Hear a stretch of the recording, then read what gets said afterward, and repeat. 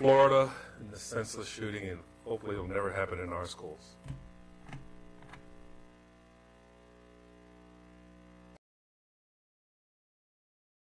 I have a letter from the State Highway Administration that the Board of Commissioners for Cecil, Kent, and Queen Anne's counties and Eastern Shore Land properties in the Chesapeake County Scenic Byway along Maryland 213. In Kent County, 460.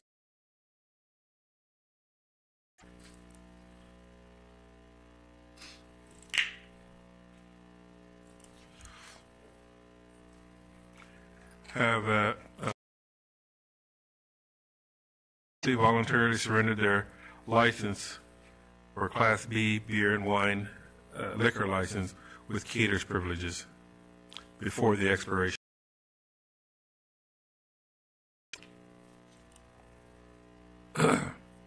We have a letter from Congressman Harris concerning the Rock Hall. We'll be monitoring the U.S. Army Corps of Engineers projects within the district. From the Inn at Mitchell House, from the owners,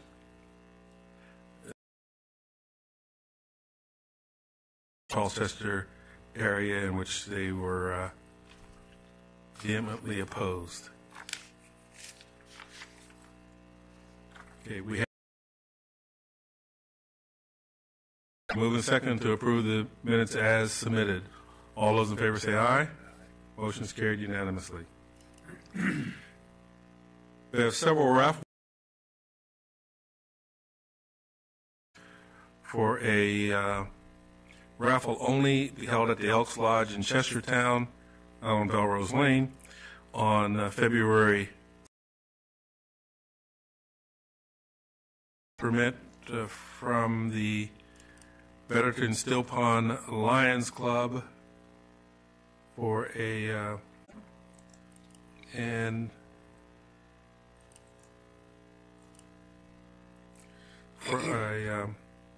raffle only from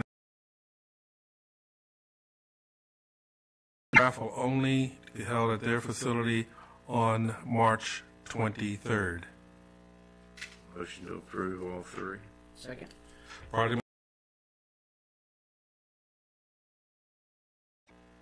We have also lots of special Class C license February 24th of this year.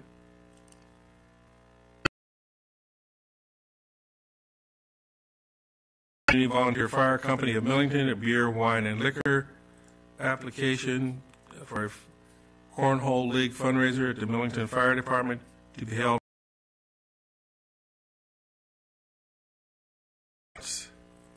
as an application for beer and wine for their film screening and talk at the Sumner Hall. Fire Department of Millington, Community Volunteer Fire Company of Millington for beer, wine, and liquor at the Cornhole League application for it's a fundraiser at the Betterton Fire Hall on League fundraiser at the Millington Fire Department on March 15th.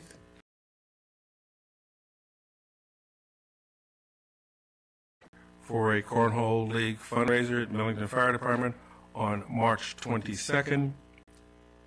And the last is from the community.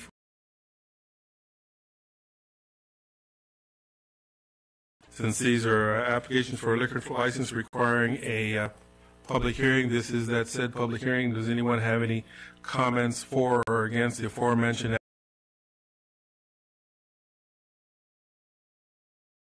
applications? All those in favor say aye. Aye. Motion is carried unanimously. Okay.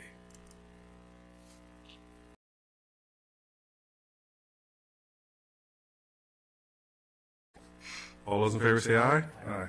Okay. You gonna do Doing or is Amy doing? Amy? I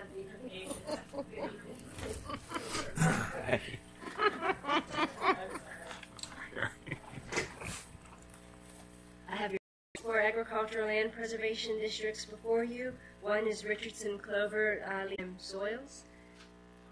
The GAD Properties LLC is located at 12371 Augustine Herman Highway. It's comprised of soils. And the Langenfelder family at 11491 Still Pond Road. This is a 491-acre property with 8%. Cultural Preservation Advisory Board favorably reviewed these applications in November, and the Planning Commission likewise found hearings for you tonight as a result of those 2 favorable reviews. Okay. Since this is a public hearing, anyone have any comments? Make a motion to approve the formation of 3 agricultural land preservation districts to Richardson Clover Leaf Farm. Is be approved and executed. All those in favor say aye. Aye. Motion is carried unanimously. Thank you very much. And all those in favor say aye. Aye. Okay. Beth Hill. See, I didn't say Elizabeth. I'm not sick, so I will go ahead and shake everyone's hand if you need me.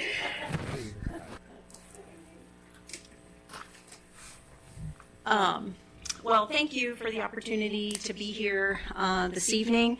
This is our annual opportunity to tell you what's going on in the 4-H program, and I'm happy to say things are going well, as they always are. And so I did want to take a few minutes to highlight some of the things that have been going on in the past year. I did send a copy of our highlights, so you should have those. There we go. Up on the board as well as in front of you. So I just wanted to grants that came in this year are up, so we were almost at $30,000 coming in to support our 4-H program from various sources, including that supports the premiums for the fair. So that's about $9,000 each year, and various other, I highlighted a couple of them because you guys help us provide our space in our office and some operating funds. So we certainly do different locations, from all the way from their state fair fees to multiple camping opportunities. We had 3 kids go to our state engineering camp. We also had 8 youth go to Maryland 4-H Congress, which was the 2nd year it was held on the College Park campus. The kids select tracks that they take, learning about what the university is like, and getting lots of education, as well as having fun with other kids from all across the state of Maryland. So that's the biggest county kids to be able to be a part of. So we sent them all over the place, and when I get to the end of it, I'll talk to you about our national trip this year. Our toy drive is our biggest service project of the year, and we are now up to over $24,000 that we've raised in the about 400 and some last year, so a big increase from last year. And we do that in partnership with all the Lions clubs of Kent County, and Mr. Fithian is our biggest service project of the year. It's a 2-month-long project. We had one of our 4-H'ers who attended absolutely every piece of that 2-month rock hall area, and she earned 25 hours just in that project alone in service hours that she is submitting as part. The county actually owns the Kent Ag Center. We installed a archery range there this year that the kids can do outdoor practices. They will be shooting at their state match in October. That has been a huge benefit. They were losing arrows all over the lanes for all of the archers to be able to shoot very regularly, so it's a really great practice opportunity, and that enabled 5 of it more like they did at the state office, or at the state match. We've also done a lot of partnerships this year. Sabine's really focusing on food that's grown here in Kent County, and we made tortillas with all of the fourth graders in the county, actually at East,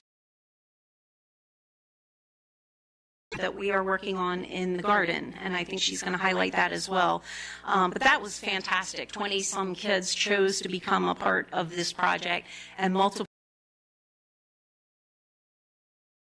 7-year-olds. So we had over 26 youth throughout the year attend monthly programs that are geared just for that age group. Study. So it's really been a wonderful opportunity for those younger members who are both 4-Hers and programs. So that's exactly what we were trying to do. Another thing that we did this year that has enhanced our 4-H office at the Extension office, and I hope you'll come by and check it out. There was talk about looking to Edwin Remsburg, who is the college's professional photographer at College Park. And I made a suggestion. I said, why don't we use some of our 4-H from our 4-Hers, both alumni and currently active 4-Hers. So most of them did do the 10. So we have some beautiful photographs that are now hanging in our office from our Kent County 4-Hers. So I thought that was a really that. And I just want to finish up with our 4 national trip winners this year. We sent our 15th representative to National 4-H Congress in Georgia. We also had a youth go to Camp Minnewanka, which is a youth camp in Shelby, Michigan, and it's really based on looking at your inner self. And she really wanted another national experience. And so she went there. She earned that through her portfolio as well. Then we had 2 judging team members. The B team, the Dairy Judging A team, which went to Harrisburg and to World Dairy Expo in Madison, Wisconsin. That team placed second at Madison, and when you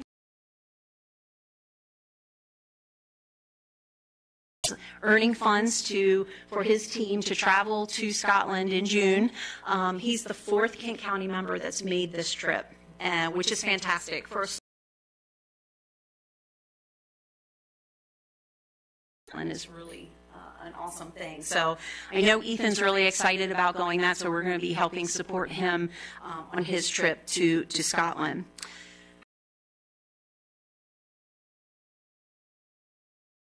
And I hope one of you or all of you would be able to attend. We love to have you come and help give out awards to our 4-Hers and volunteers for the wonderful things. Or any questions that you guys have that I can answer while I'm here. Sounds like you've been very busy. Yeah, it's great. I can't tell you how much I love the 4-H.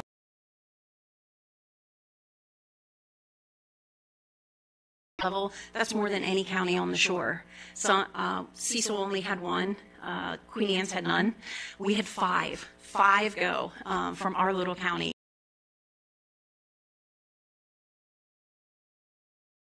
Resume that they have to submit an essay on a given topic each year. Those are all career development preparation skills that these kids are getting, and having that many kids.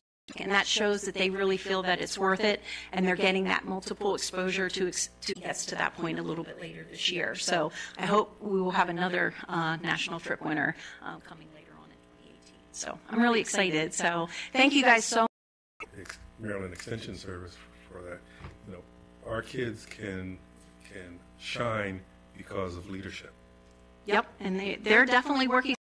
Who has come through our club program, and she's choosing to be a leader. We also always have a youth member on the Ag Center Board of Directors, which is a full voting board member in their community as well. So it really warms my heart when I see kids taking those opportunities that are provided for them. It's an incredible. Anybody that hasn't seen that put together in about 2 days, Right. where they package that all up and send it out all across this county. Yep.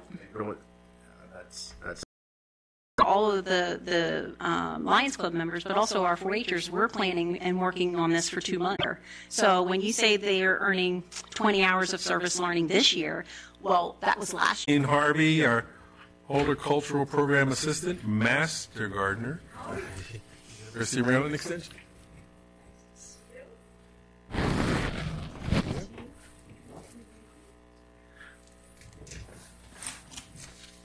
Okie dokie. You're getting a 2 for tonight, right? Yeah. Usually I come in like August, September with my little red wagon, but we were once again without a Master Gardener coordinator, so I was a little busy trying to keep our Kent and Queen Anne's County Master Gardening program running. So I figured since we actually have, I'll do that in a sec, since we actually have a whole bunch of programs coming up, I thought it out there is that our Kent Horticultural Lecture Series will start in March, always held on Fridays in March, and we'll focus a lot on the environment. Pollinator gardeners, Dan Small from Washington College will come and talk about what they did from Delaware, and she's going to come and talk about how you can garden when you get a little bit older. And Friday, March 23rd. So I do want to say this will be the 19th year that we're doing this. It's always free for the public. Single paid speaker, whoever comes, because don't have money for that, so that makes it easy. The other things is we have our and Caroline County, and we do this at the Higher Education Center. And then this coming Saturday, we will have our 4th annual seed swap also at the library. But, there's an art to saving seeds. So it's not so much a swap as a seed giveaway. And some of the bigger seed companies, they send us seed packages, so we will have a lot of seeds to give away. So even if you don't have seeds, if you want to start a we'll also, in August, do our, for the 4th year, we'll do a tomato tasting event, and I think this year we'll probably do it during Legacy Day. And we'll do another one in March, and these are trainings where Master Gardeners can get some advanced credit hours, but it's also open. And then, of course, our youth programs. Maybe I should just go into my slides. As you can see, see on me now? Oh, yes. Okay. Okay, down. Okay. Extension, which is basically part of the whole system, and all kinds of fancy logos. So if you see these somewhere, these are all the different programs that Master Gardeners provide, and that they also get trained in when they do the training. So from vegetable gardening to composting to you name it. But what I wanted to show, so this is what the seed exchange looks like. And there on your right-hand side, you can see some of the collection of seed packages that I got a few months ago. So that collection has grown in the meantime. So please do come on out and get some nice seeds. One thing that Beth and I have done a lot this past season, I told you that the lecture series will focus a lot on pollinators. And of course, pollinators are not doing well. So what we have done together is we have done a lot of pollinator workshops. And what we make pollinator hotels. And so these boxes that you see there, especially our mason bees, they like to put their eggs in there. They like to live in these things. So and to make it super, super, super environmentally friendly, what we do is we actually use invasive species to make these insect hotels. So Beth and I go and we cut down bamboo. That's the bigger tubes that you see in there. And we get Phragmites. And those are the smaller tubes. And this is something that our pollinators really like. And this was a combined effort there. We did that at their garden. And this was open to anyone, and they could come and make it nice. And Beth was talking about our 4th grade outdoor education. We do a lot of education. And on the left-hand side, and what we do is we plant a 3-sister garden. So this is what our Native American ancestors, the people who were here, or way before us did. They planted a garden that had corn in it, and then up the corn would grow beans, and then as a mulch around the corn was squash. So that's what we plant there, and together they make a nutritional meal. So, we talk about all that kind of stuff. And the nice thing is then when we see these kids in the fall, what we do is we actually take some of the corn that was grown there or other corn that's just grown in the fields here. I take it home, I nixtamalize it, which means that I soak it in lime so that the seed coat disappears. And then, as you can see, the kids they get to see the whole process from beginning to end, and that you can actually eat this stuff. So it's a ton of elementary school, and we worked in the garden there. And then on your right-hand side, the slide that you see, one of the last sessions that I would do with the kids is, so we make a salad with roots, carrots, and a stem, celery. So I make sure that every single part of the plant is represented, and the kids get to cut it up. But they will all eat it. It's so funny how that always happens.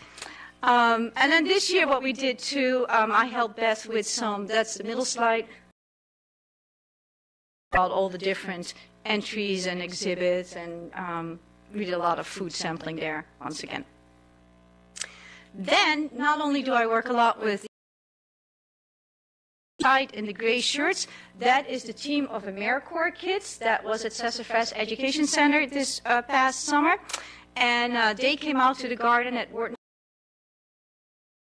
That was a pre-orientation group from Washington College, and we had a slightly overgrown pollinator native garden area.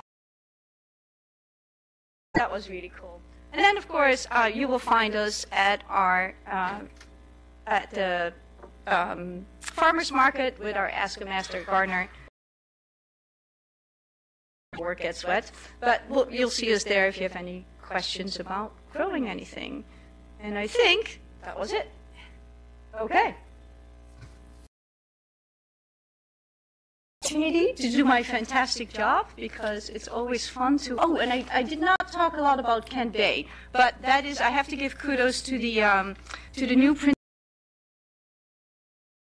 Come in, and we do a session with these kids, and so we do the garden, and it has just been absolutely. It has been. We now have, the last time we built the bookshelves, we'll put the grow lights in, but we can now start seedlings indoors in the school, so that we can grow longer in the season, because, the growing season and the school year are not exactly, they don't really. Has been very rewarding, because this past year what we did is we brought all the produce that we had in the summer, we brought it. And I have to say the kids in the program are fantastic. We asked them when we started, why did you choose this? And we have made sure, and we've been very creative, that we have created food, every single potatoes, but basically they have eaten what they have grown so far. So it's been fun. Excellent. Very good. Thank you. Okay, and I'll leave these at the back. Thank you. Spencer from the Kent County Health Department.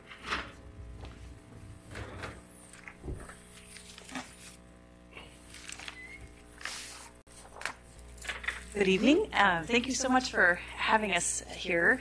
On rural healthcare. And this was a 14-month-long process that concluded in September, and the recommendations were sent to the General Assembly. That is currently moving forward in the state General Assembly. Just to give you a heads up that this is happening, and it will change the way that the and hopefully to gain your support for that process as well. It's important to note that this conversation about the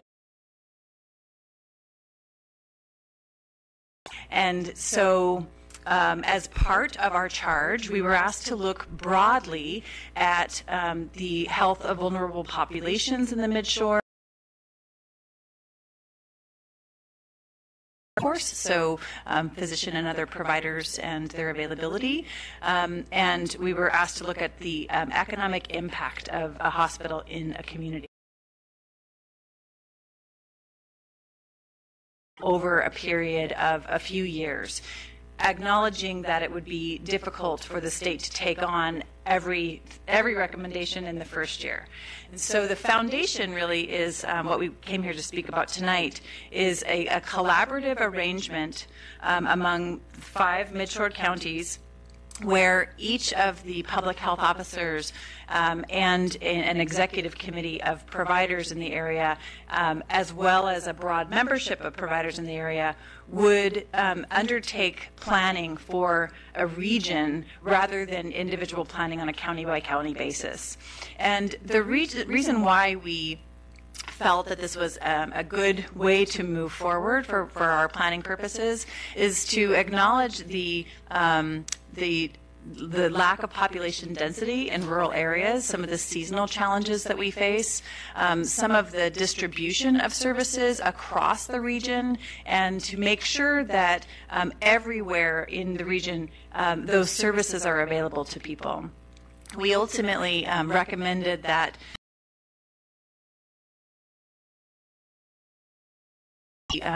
acknowledge the benefit that we received from having conversations across the table among a diverse group of providers, and so the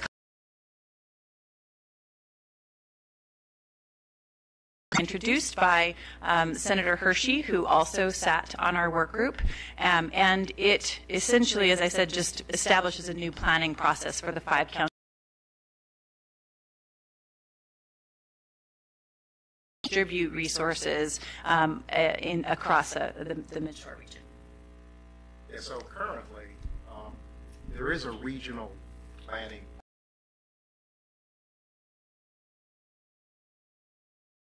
You know, when you're depending on people to volunteer their time that are working full-time jobs and have other priorities, we could never get quite the commitment from folks to really want.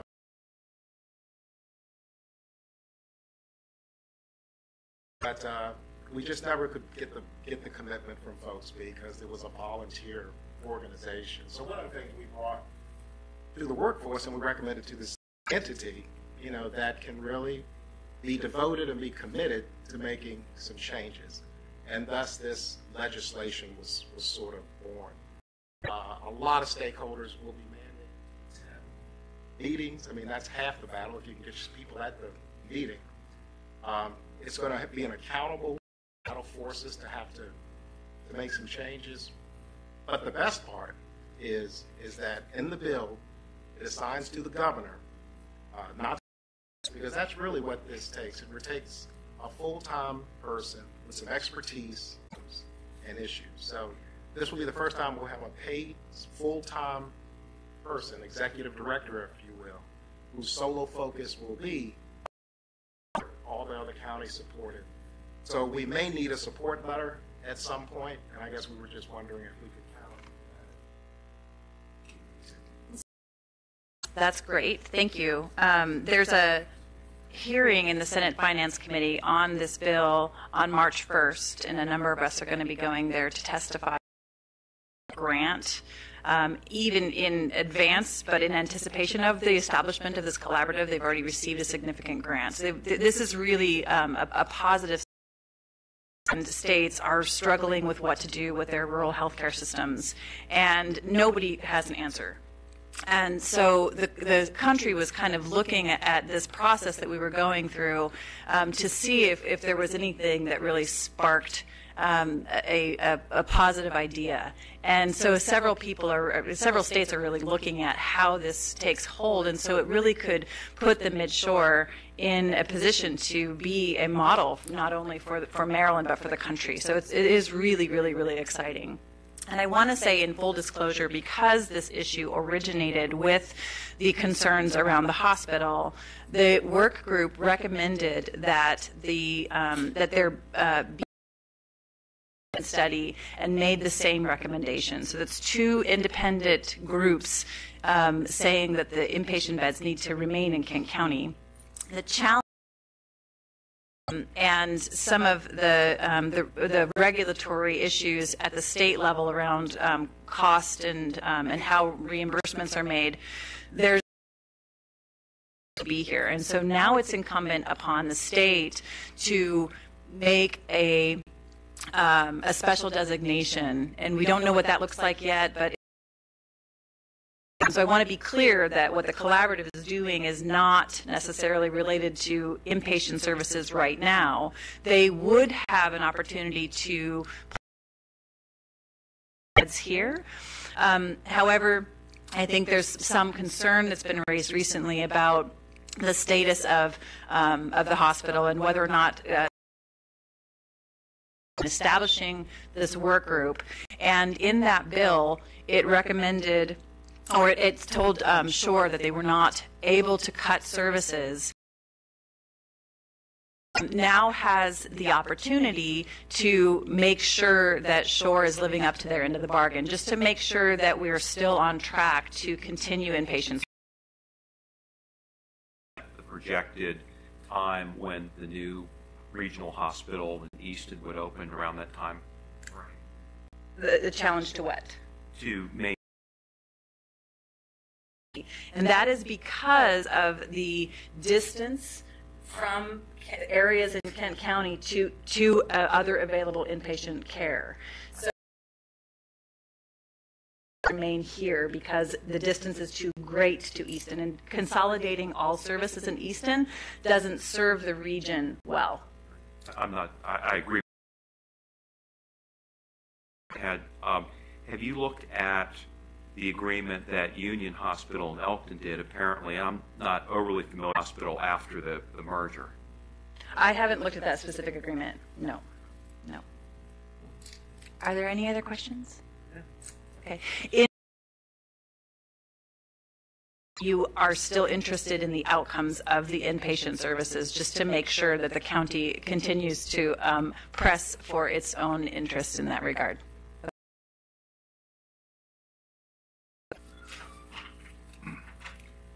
Kristen Owen, the president of the Downtown Chestertown Association.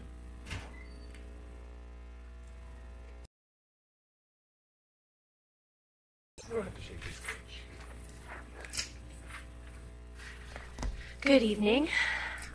Like everybody else, we just have a brief update. So I'll try to as well.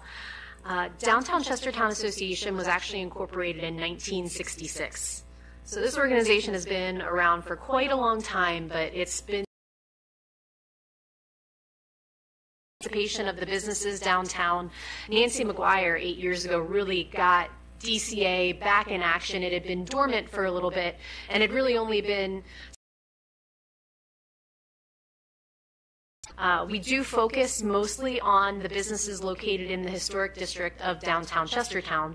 However, I think we all understand that it's hard to partner with Kent County's Office of Tourism, the Office of Economic Development, the Town of Chestertown, Washington College. I am at the end of my second 2-year term as president, and it's time for some strategic planning for DCA. Again, there have been a lot of new moving parts in the last 2 years. Something that the businesses have collectively realized efficient and effective for the county and the town of Chestertown as we can be. To that end, one of the new ideas that has come out of some of the and invite them to come downtown and show our appreciation for local community members.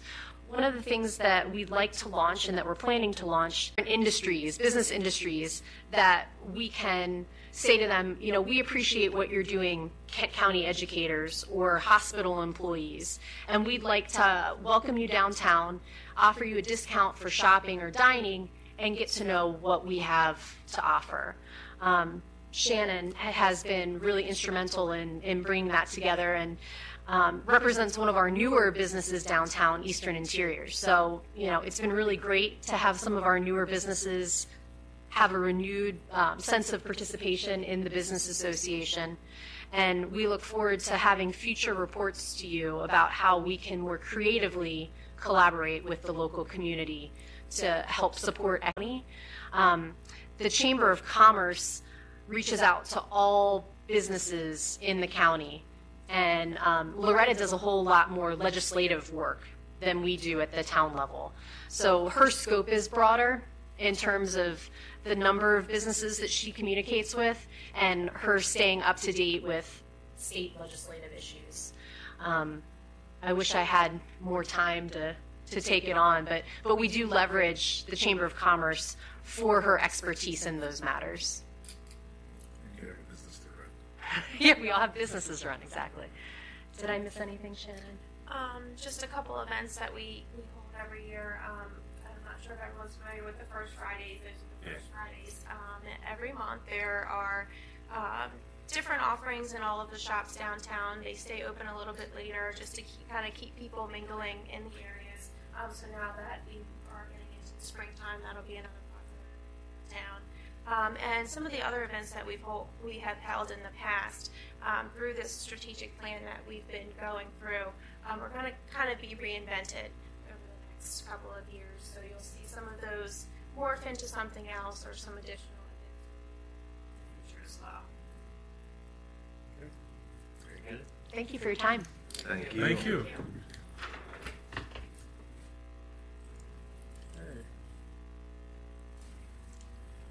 Amy Mordock, please, our Director of Planning, Housing, and Zoning. Don't touch her. She's contaminated. Try again. Move her chair over there. Can you talk from out in the hall? I'll give you your mic. You can go back. I should have Skyped from home. Is she the plastic or something? Or Tom. He's getting paid for this. Okay, I'll be brief, and I'll speak down into my paper. Medical bills if I get sick, right? Okay, at long last, and these projects always take a little longer than you anticipate, the Planning Commission has finalized its review of the comprehensive plan. We began in January of 2016, and Sandy Koyman has been our consultant with Earth Data. And the project has been managed very well by Katrina Tucker, our community planner. And Sandy has been most generous with his time as this project has extended the lifespan of the contract, but he has really stuck with us and worked with us to the end of this draft. Saying he was patient. He was very patient and generous with his time. Because he did put in a lot of hours beyond the scope of the ending of that contract. And he'll be attending our public hearing whenever that public hearing is scheduled to summarize his process and the journey he's had with Kent County. The Planning Commission has held a work session a month since January of 2016 until November of 2017 when they finalized their review. So they've been very dedicated and have thoroughly reviewed all of the community's comments. We've held 3 community forums throughout the process. There has been really positive and thorough response through a citizen opinion survey. We received over 600 responses, which is pretty good, a pretty good turnaround for such a survey. And the public hearing was well attended as well that the Planning Commission held in November. The plan that you have before you has been carefully reviewed by the state through the clearinghouse review process and comes to you now in a form that the Planning Commission feels very comfortable with and addresses some of the concerns that we have clearly seen throughout the last decade since the plan was updated last. Some of the key changes that you'll see are really just enhancements, but the Planning Commission and the strategies that the Planning Commission have expanded upon in this version of the draft deal with some economic flexibility, especially within the Route 301 corridor and in our industrial and employment center districts. Also, a renewed and reinvigorated opposition to the Chesapeake Bay Bridge. That strategy has been retooled. And a closer look at the finding that we often come up against when we're looking at extending services to address public health emergencies in neighborhoods that cross through the countryside. And so the plan has looked at that evolution of language that the Department of the Environment no longer uses when they're making such assessments. So the comprehensive plan is before you, and we ask that you proceed through the public hearing process so that we can move toward its adoption. Okay, motion to approve scheduling and advertising presentation of public hearing on the 2018 comprehensive plan for Kent County. I'll second that. Probably move in second to approve the scheduling and advertising for the presentation, public hearing of the 2018 comprehensive plan for Kent County. Discussion? Hearing none. All those in favor say aye. Aye. Motion is carried unanimously, and we can have our staff schedule the public hearing with the associated advertising in our paper of record. And also before you are recommendations from the Planning Commission regarding 2 zoning text amendments that originated with this board. One of them at the behest of the Board of Education to address school bus parking. The Planning Commission reviewed the proposed amendment to the land use ordinance to accommodate a school bus parking lot, which the ordinance currently has no provisions for a parking lot for school buses, and also to give a little more flexibility to accessory parking provisions for school buses, which already are in effect, but looking at and assessing the current needs of the subcontractors for the school buses through consultation with the Board of Ed staff, who have been very helpful and supportive in providing input on what it is that their needs are, and through historic knowledge of how school bus parking has evolved over the years.